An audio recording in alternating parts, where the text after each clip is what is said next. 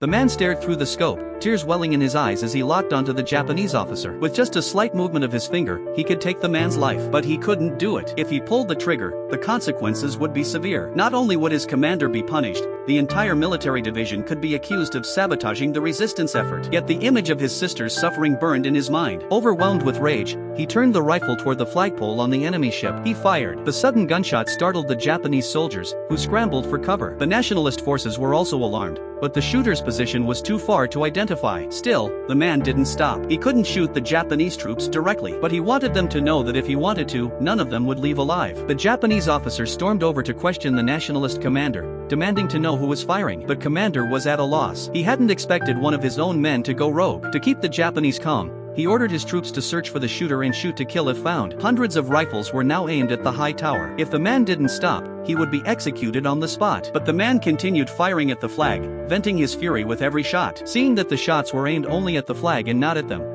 the arrogant Japanese officer began to sing mockingly, an act that brought back the man's most painful memory, his sister's abuse at the hands of the Japanese. That next shot silenced every Japanese soldier on the ship, but it also exposed his position. The nationalist troops, realizing where the shot came from, immediately opened fire. Bullets rained down on the tower like a storm. Even with hundreds of guns firing at him, the man remained perfectly still at the top of the tower. Meanwhile, the Japanese officer, seeing the Chinese shooting at one of their own, laughed and danced aboard the ship. The man stared at him through the scope, his finger tightening on the trigger. He wanted nothing more than to end the officer's life. Just then, the commander arrived. He saw his own troops shooting at the tower and shouted for them to stop, but no one listened. The gunfire continued. The sniper spotted the commander. He knew death was near, but he also knew that pulling the trigger now could ruin the commander's reputation and career. He hesitated, yet the Japanese officer was so smug, he had to be taught a lesson. Fired. Sakata froze in place, stunned. The arrogance disappeared from his face. He would never dare to mock them again.